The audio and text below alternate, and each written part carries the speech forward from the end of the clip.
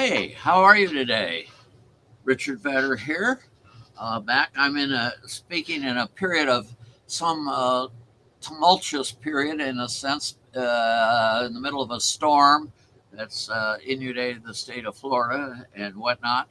And in a sense, America is in a storm. Never have, I say never have Americans, whenever you use the term never have Americans, you have to watch yourself. But this is an unusual period. We have more turmoil than usual, more discontent than usual, more people mad at each other than usual, for an economy that isn't in the is not in extremely dire straits yet. Although we'll get back to that in a minute. Let me, in effect, I guess the good news, the bad news is Joe Biden is president and he's semi senile. The country, he doesn't have the mental capacity to lead this country as president. He is befuddled. The other day, he asked in a he was asked if a certain person were in the audience. The person he was asking about died a month ago, and it was a tad embarrassing, to put it mildly. So we are in sort of a strange period in our history, but we've been through these before. The good news is the Biden presidency is 41% over, almost 42%. I check it daily, what percentage we are. Every 14 days, we move one more percent towards the end of the Biden presidency. Uh, there are slightly over 1,400 days in a 4 year period. I've done a lot of deep thinking about the math on this. So the 41% over, and the Republicans still standing. We're still alive and well, most of us, in spite of storms and whatnot that are hitting us, and we go on. Oh, by the way, on the storm, Ian, as Ian hit Oh, Rory's caught. Okay, keep going. as uh,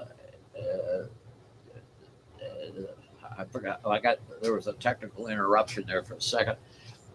Before we're 41, as I was saying, we were 41% over, and we are uh, uh, in a state where we are about ready to have another election. And I'm going to talk about that in a minute, the elections, and I'm going to talk about the issues, and I'm going to talk about some things facing America politically from the standpoint of a person who is an economic historian. I look at things from the lens of history. And what my big complaint about Americans generally, in terms of their intellectual uh, capital, their what they know, is that most of them are ignorant, almost illiterate historically.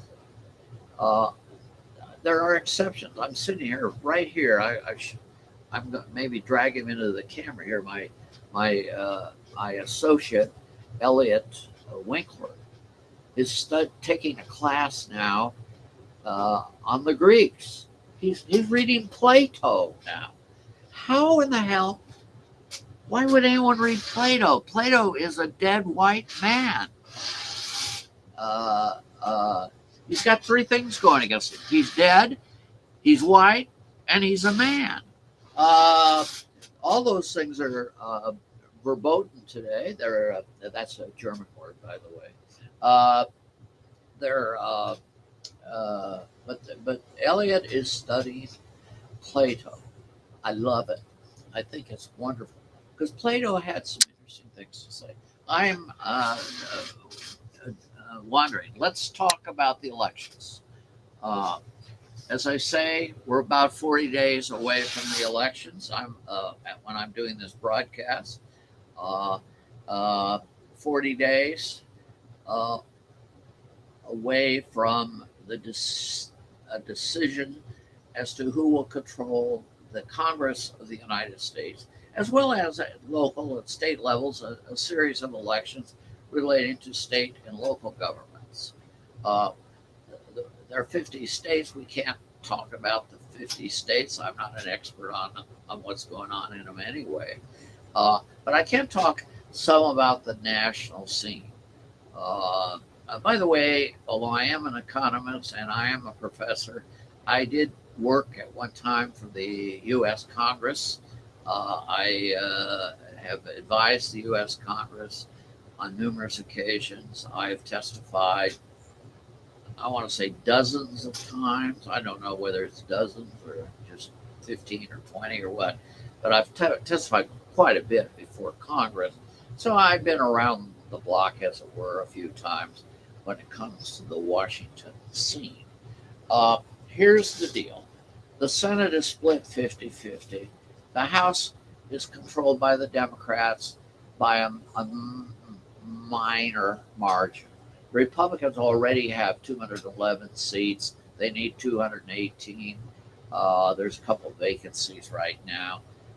So I think it's 222 to 211 in the U.S. House with two vacancies. The Republicans need to switch 6 or 7 seats their way in order to take control of the House. 3 months ago, people were saying the Republicans are going to gain 25, 30 seats. And now they're saying, some of them are saying, maybe the Democrats will keep control because the Republicans have lost momentum. The abortion issue is killing the Republicans, some say. I'm less certain about that.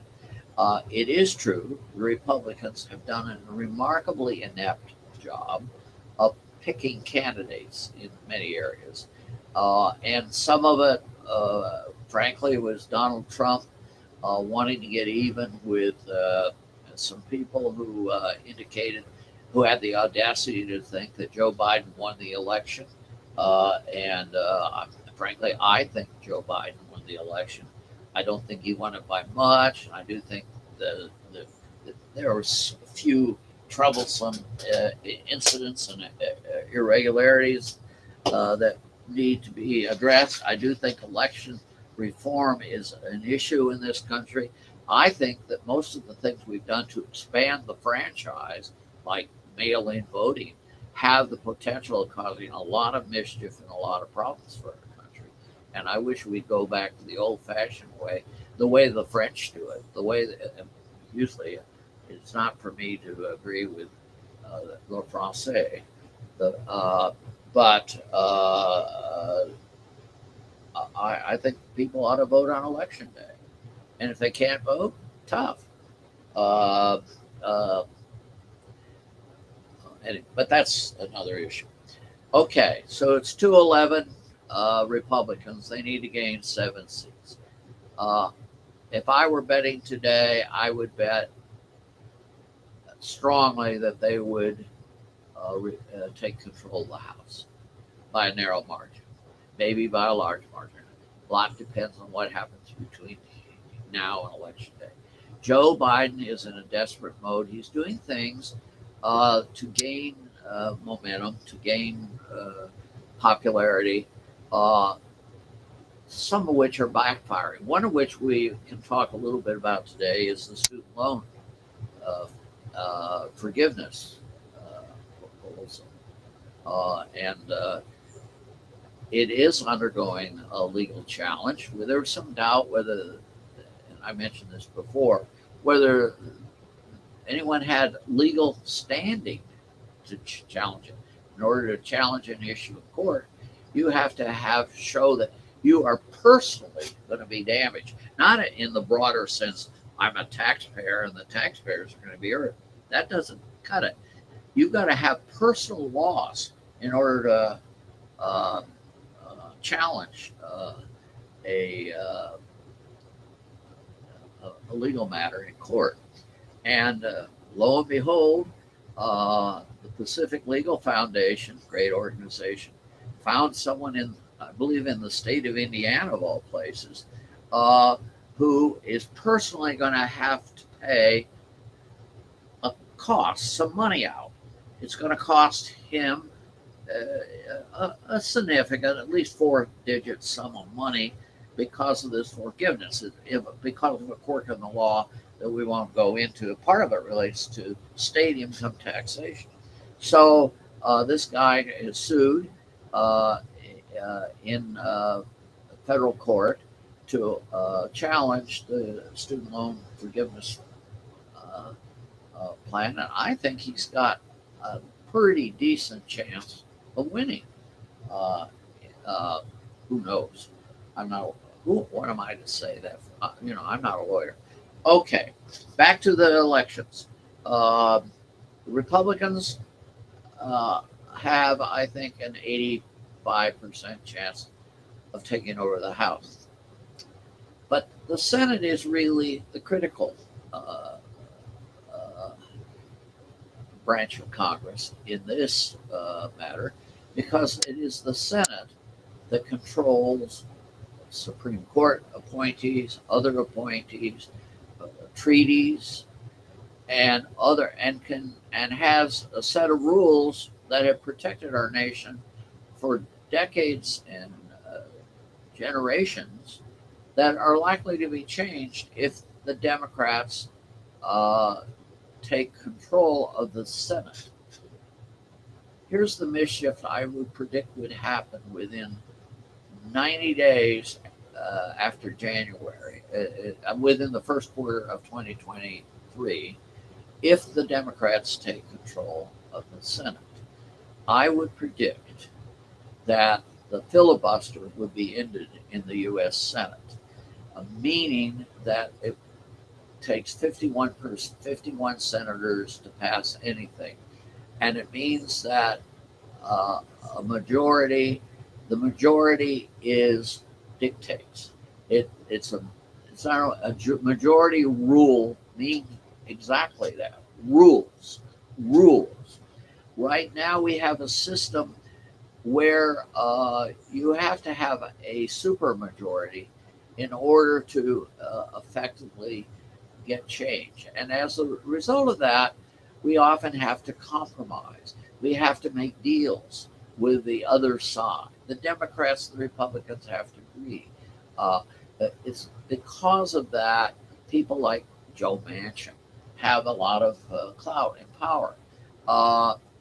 So let's, right now, he's a Democrat who sometimes votes with the Republicans. So the Senate is critical. The filibuster is one thing that could happen. The admission of D.C. as a state is another.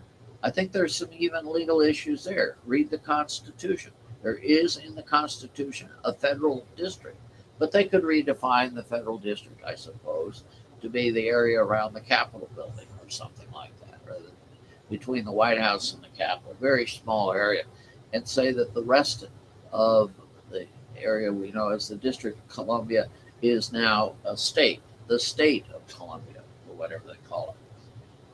I doubt they would call it Columbia because Columbia sort of implies Columbus, and we all know that Columbus was a horrible white man who treated indigenous people not very nicely and so on.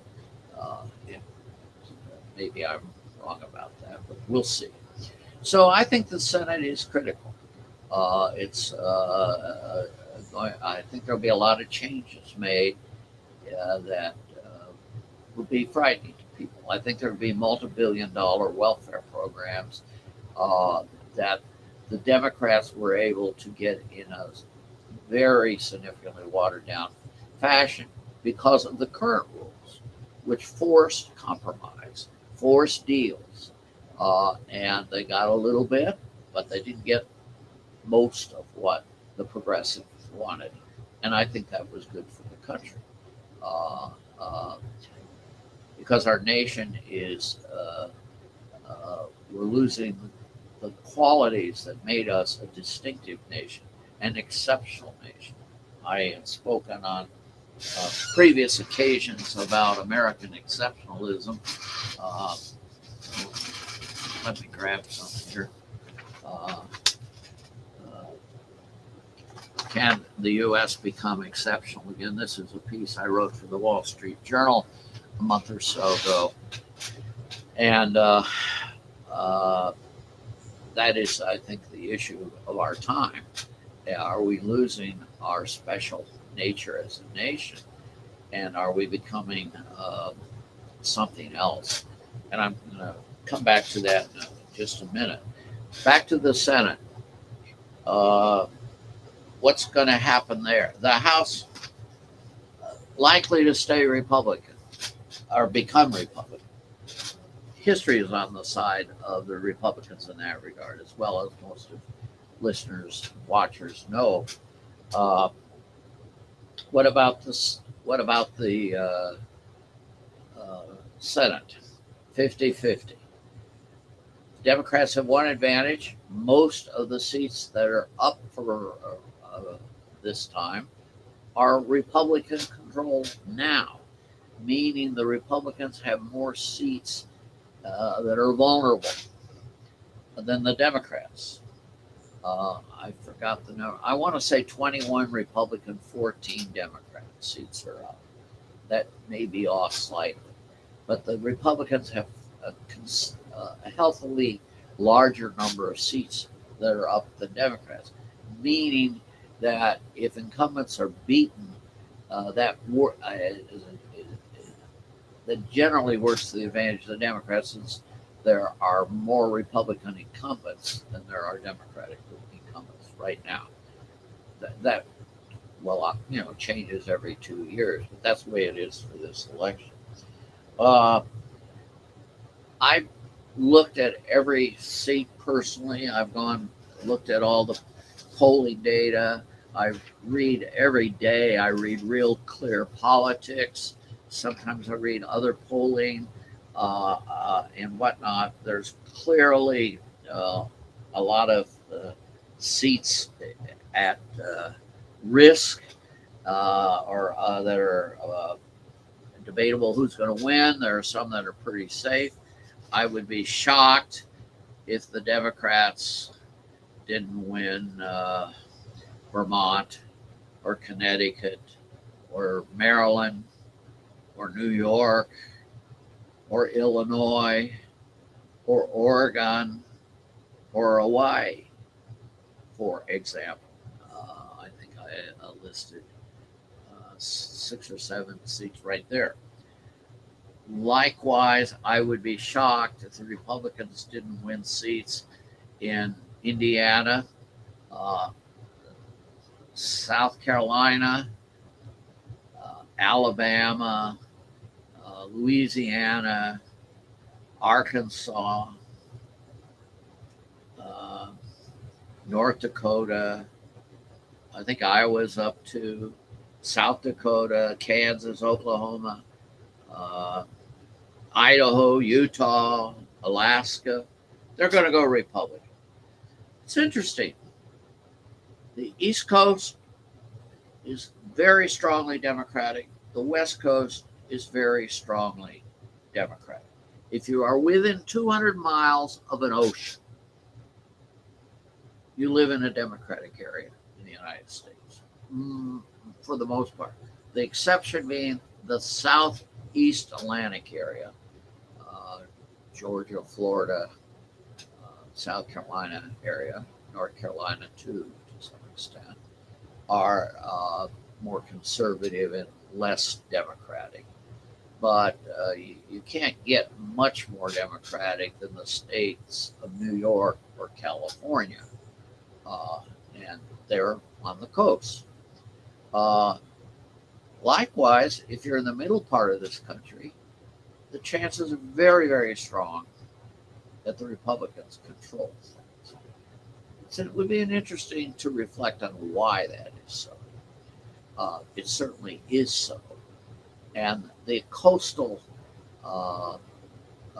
elites that control the media, either in Hollywood or in broadcast studios in New York City and Washington, are very strongly supportive on average of the liberal democratic point of view. And I think it'd be interesting for some young scholar to write a book as to why that's the case. Uh, there's an interesting intellectual history behind this issue. And I particularly think of a man named Charles Tiebout, Tiebout, who wrote about this and says Republicans tend to move where other Republicans are, and Democrats move to where other Democrats are. Just like people want to be near people with similar views, think similarly to them. And to what extent is that true? And why are one part of the country one way and the other part another way is an interesting topic for another day. Right now, I think the Senate could go. I think it's pretty much 60% probability the Democrats will control, 40% probability the Republicans will control. If the Democrats take control of the Senate, they can, without even the House, they can do a fair amount of mischief. They can approve treaties. They can approve, put their imprimatur on international corporate tax of 15%, which the Biden administration supports and which has met some resistance, fortunately, in places, including some of the countries in the European Union, Hungary being a good example. So there's a lot of things that could happen that would change the way America operates if the Democrats take control of the Senate, because the Bernie Sanders, Elizabeth Warren crowd, for some reason, rules. And I think Kamala Harris is part of that crowd, too. And Joe Biden is being pushed around by these people. He doesn't have the intellectual equipment to fight back. He doesn't really want to fight back. He wants to live out his presidency as a great leader, and he thinks one way to do it is to be the new Franklin D. Roosevelt, the new Lyndon B. Johnson, the Woodrow Wilson earlier in the 20th century. He'll be the fourth modern era, post-Civil War era progressive president who made a difference in America.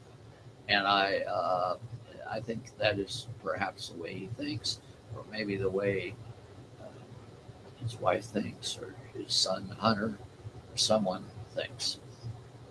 So here we are, 40 days from the election, and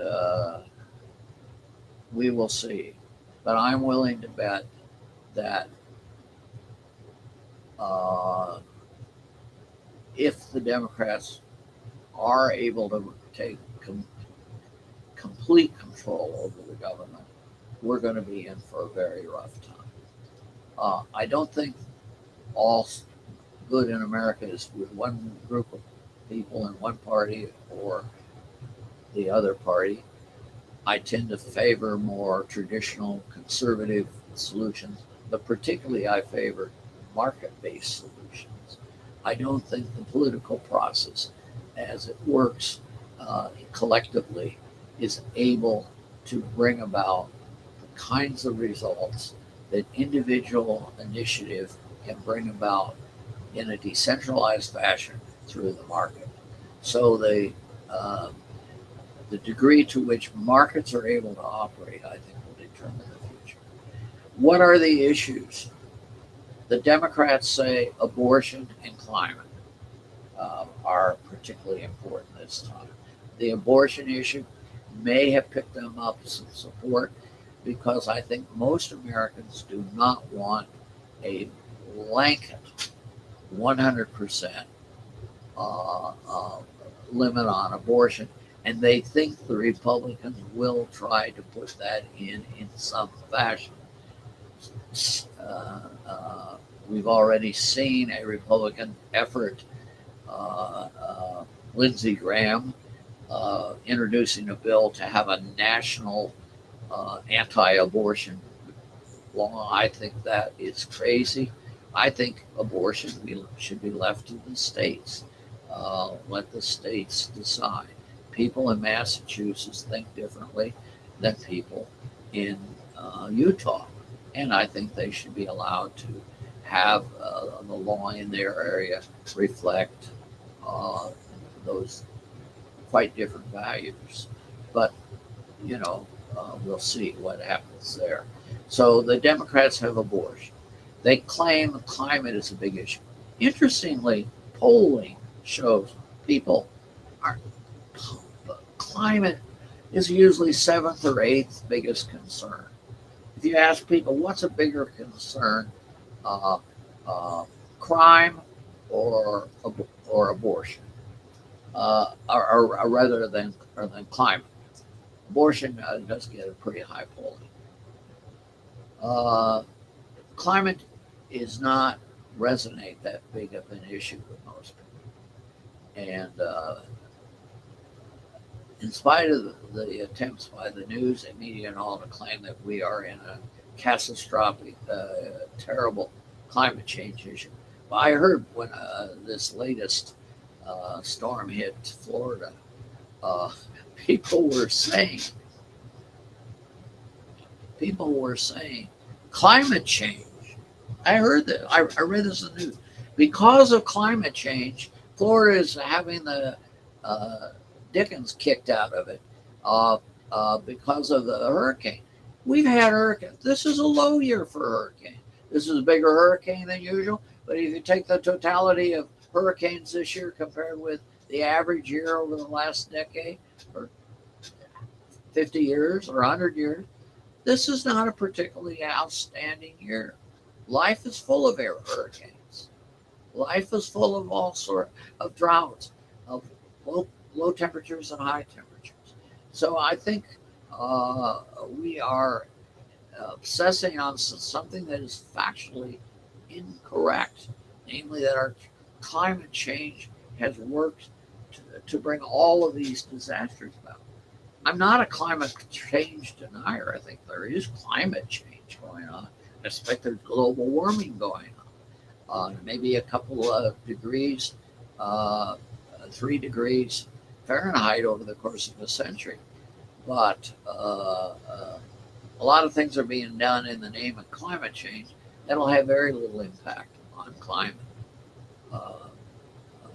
So we'll see. I'm in an office where right now the light is on. If I walk out of the office without turning the switch off, at a cost of several $1,000s, there's some gadget up there that'll turn my light off a minute after I leave the room. And the rationale for doing it is to save a nickel's worth of electricity, but mainly to save the climate from environmental degradation associated with the use of electricity, which is largely powered by fossil fuels. Well, that's ridiculous. It's just ridiculous to spend $5,000 to reduce the and multiply that by thousands and thousands of other examples of that, to spend billions of dollars to do something that might impact the average temperature on the planet Earth by 1/1000th of a degree in 50 years. We got everything out of whack. That isn't to say we shouldn't pay some attention to that issue. It's probably true we should do some things. We should be cognizant of the effects. But anyway, I'm wandering far afield about everything today. I'm sorry about this. That's what happens when you put an old guy like me on TV or on whatever we are, broadcast. So here are the issues in the election.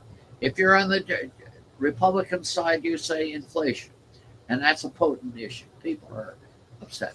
I was driving I said, but the Democrats have gotten a sweet spot because the price of gasoline has been going down and down. It went from $5, $4.50 a gallon down to $3.50, $3.25. But I was driving into town today to come to work. The price of gasoline went up 21 cents. Maybe that's a one day Athens, Ohio phenomena.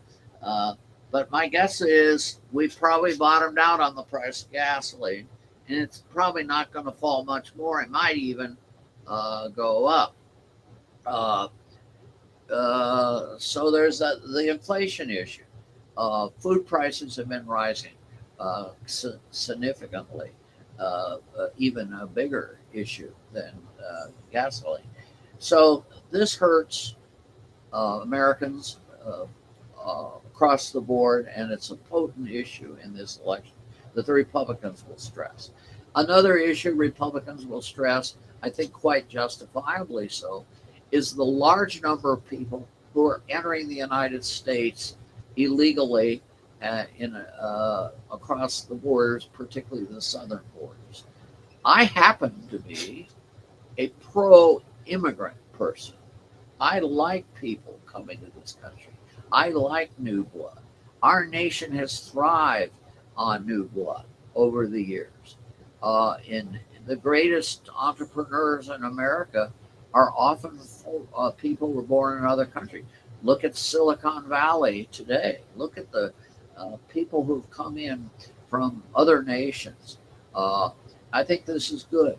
But there's one thing to say, I favor the principle allowing people to come to the country. It's another thing to say, we'll let millions of people come to the country and expect support by the Americans to support them, to provide for them, and people who have who have very limited productive capacity to add to our country, but a great capacity to disrupt and cause cultural and other divisions. And that may be the case now. This has been a big issue over time. We'll talk about it mainly in other occasions. But Americans seem to tolerate immigration, indeed, maybe be broadly supportive of it, when the numbers coming in are, say, 0.5% of the existing population per year or less. But now we're getting numbers that are greater than that, and they're people who are coming in some cases, they're not only undocumented, we have no idea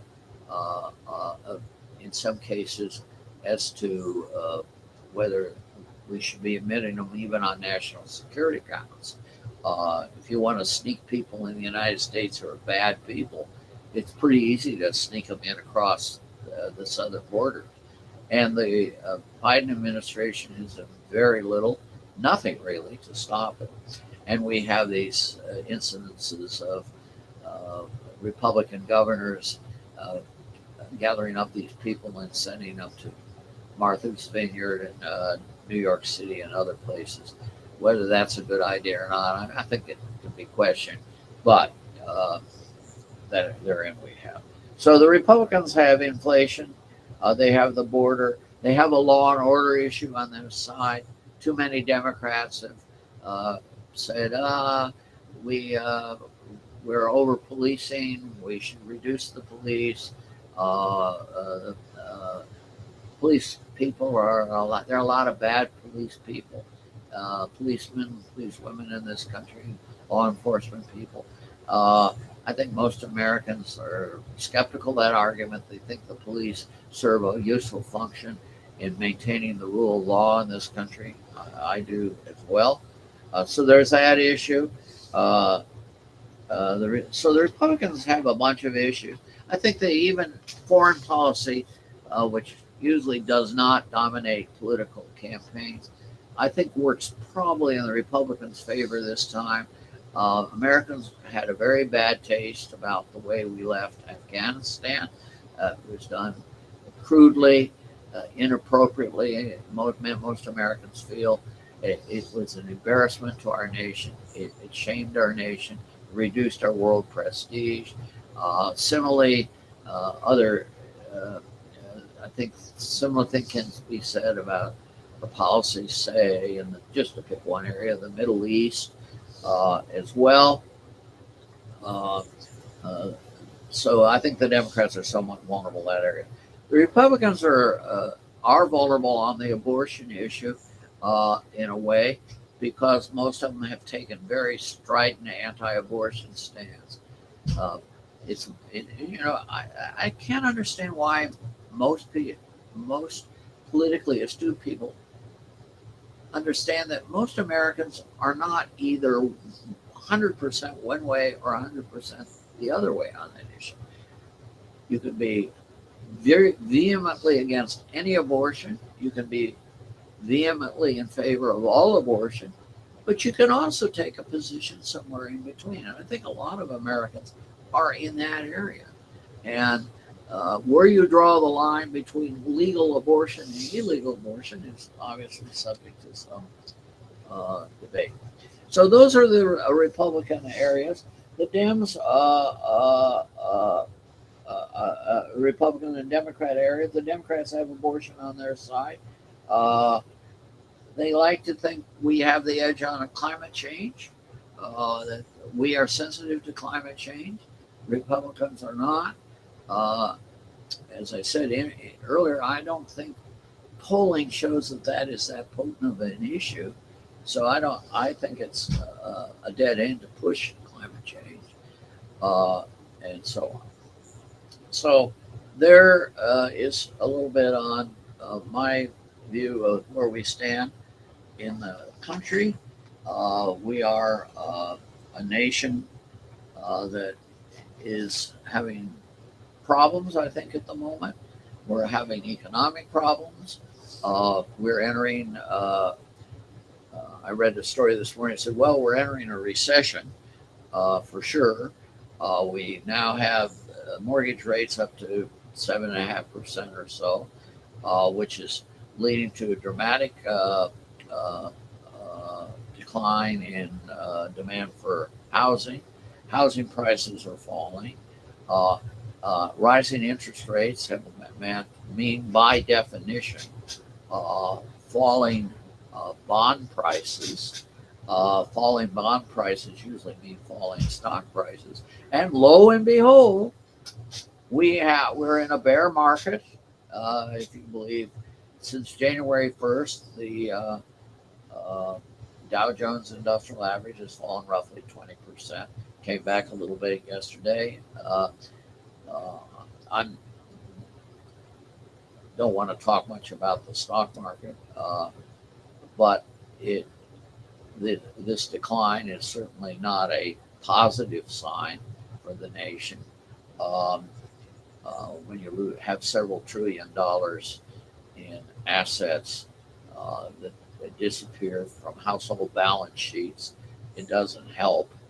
And so we may be in for a period of some softening in the economy.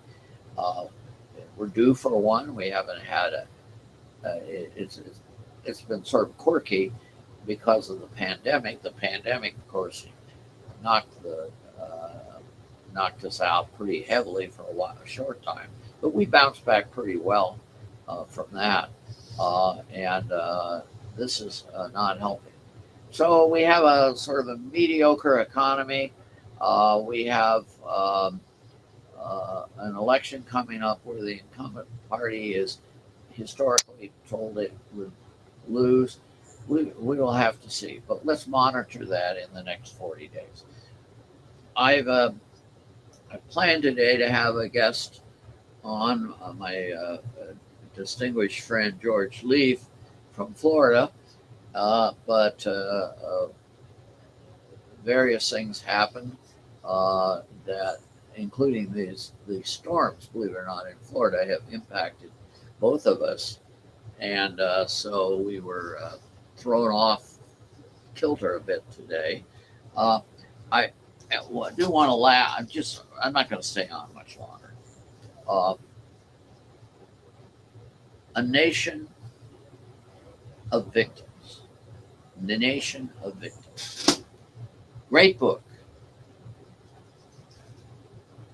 Vivek Vivek Ramaswamy. Ramaswamy. Sounds like an Indian name. It is. The Rasasamis came from Kerala, uh, an area of India which, by the way, was controlled by communists for some time. Sort of an interesting poor area of India in a country that itself is poor. Uh, and this is the American dream. This family comes to the United States, and Vivek, Vivek, I don't know how you pronounce it, was born in the United States, uh, and he was born and lived and does live in Ohio, uh, and he, like many immigrants to this country, his family has worked hard, uh, put him through the best schools they could get him into. He's lived in Cincinnati, went to the most prestigious school in Cincinnati, probably high school, St. Xavier Catholic school, highly competitive.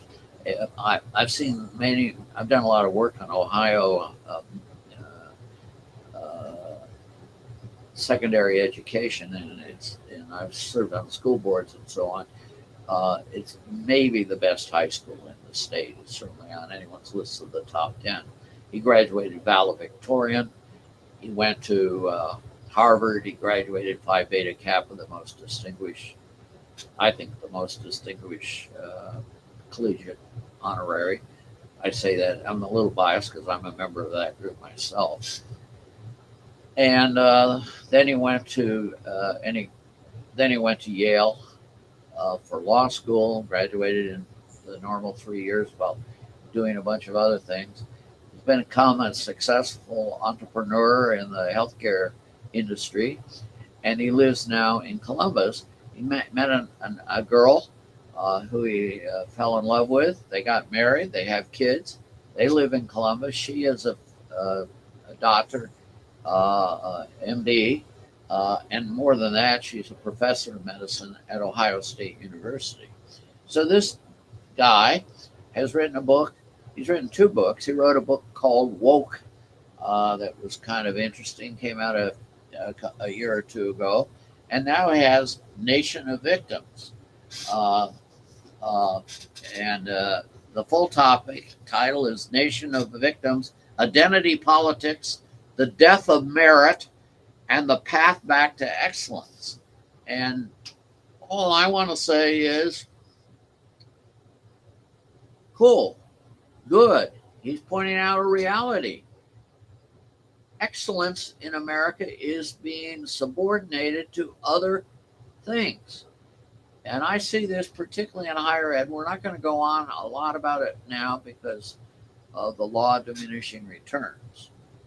But we are seriously screwed up as a country.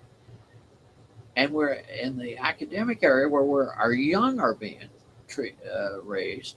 The next generation are hearing all sorts of crazy things that are going to bring the end to American exceptionalism faster than it is already declining.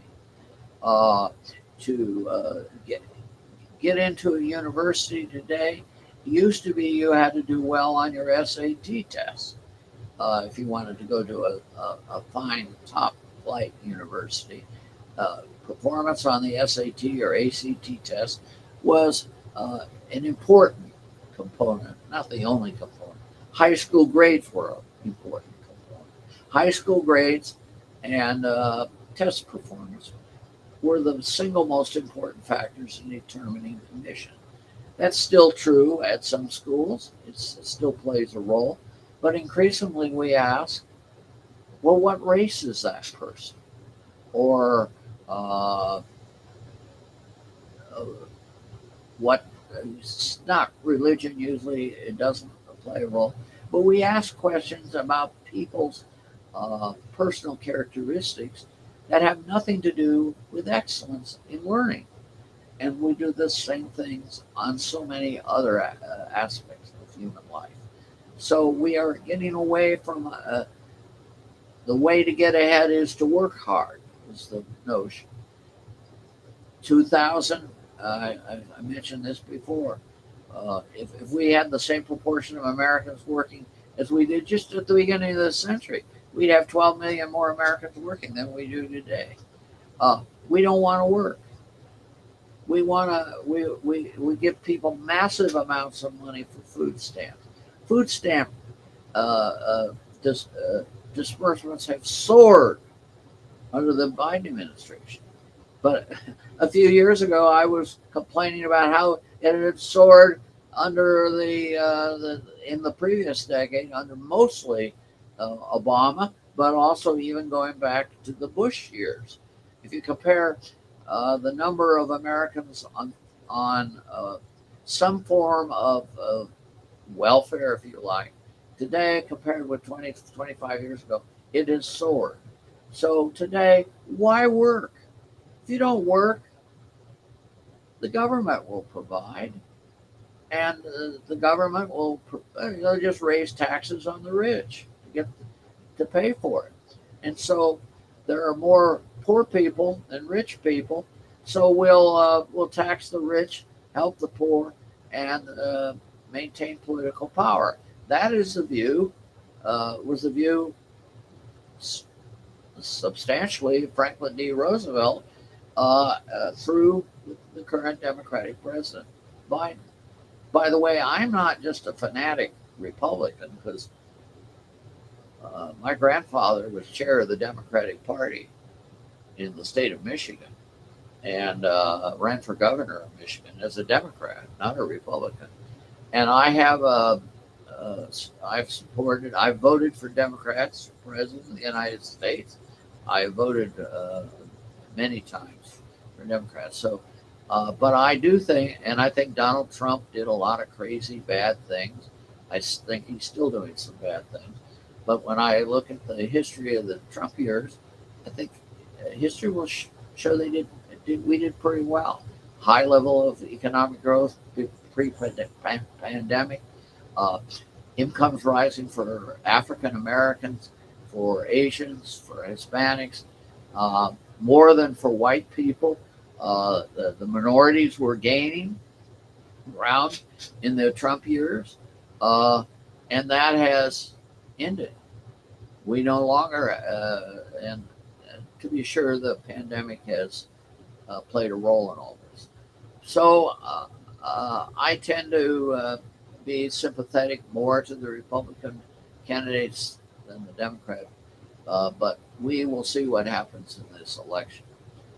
I am an academic who taught for 56 years. I've seen it all, I think. I've met some interesting people and so forth. I talked about this before. I'll talk about it again. But today is an unusual day.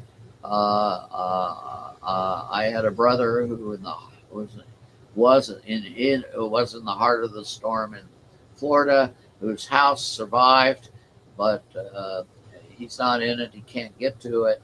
Right on the ocean in the west coast of Florida, uh, and I've been trying to keep in touch with him and whatnot. So I and my guest, my dear friend George Leaf, was unable to appear today, as I had hoped perhaps he would, and so we will do this again another day. And I want to thank you for putting up with my rants, and hope to see you in the future. Thank you, and good day.